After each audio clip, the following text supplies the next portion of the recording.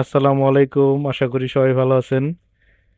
তো ভিউয়ার্স, আমি আমার বাইকে সেভ করছি অলমোস্ট 6 মাসের বেশি হয়ে গেছে।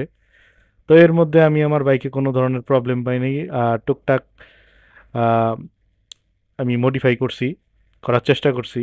তো আপনারা জানেন এর আগে আমি বাইকে ট্যাঙ্ক প্যাড লাগাইছিলাম, আর আজকে কিছু মডিফাই করছি, সেটা আপনাদের সাথে শেয়ার করব। তো এই হলো আমার বাইকের বর্তমান লুকস। টুকটাক যা আগে মডিফাই করছি এটা আপনাদের সাথে শেয়ার করার চেষ্টা করছি। তো এখানে দেখতে পাচ্ছেন একটা স্টিকার লাগানো আফটার মার্কেট। এটা আমার দুই পাশেরটাই হাতে বানানো একই মাপের, কারণ এখানে যে আপনার নিয়ন কালার স্টিকারটা থাকে এটা আসলে একেবারেই মানে বাজে দেখতে লাগে। আর এখানে দেখতে পাচ্ছেন ভিউয়ার্স, যে ভাইজরের যে দুটা যে নাটের ওয়াশার সিএনসির, এটা আমি পরে লাগাইছি, কারণ পরে স্টকটা বেশি একটা সুন্দর দেখা যায় না এই যে আপনার ফেস মাস্কের সাথে। আর এখানে দেখতে পাচ্ছেন ভিউয়ার্স, এটা আপনার বাজারে প্রচলিত নাম হচ্ছে খামসি। তো এটা আমি আমার বাইকে ইনস্টল করছি। সচরাচর জিক্সার জিক্সার এসএফ বা এই ধরনের কমিউটার ডুয়েল পারপাস বাইকে সাধারণত এইসব দেখা যায় না। তো আমি অনেক খোঁজাখুঁজি করার পরে এটা লাগাইছি।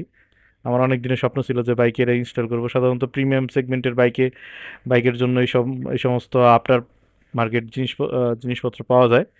তো অবশ্যই কমেন্ট করে জানাবেন যে দেখতে কেমন লাগছে এখন বাইকটা।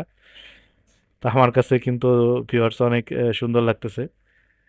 তো এর ভিতরে যেই এই গুটলি, তারপরে আপনার যে আহ, এই আপনার মিররের যেই প্রোটেক্টর, এগুলো আমি আগে ইনস্টল করছি, এটা জানেন। আর আজকে আমি বাইকের এই প্রোটেক্টরটা ইউজ করছি, আপনার মিটার প্রোটেক্টরটা।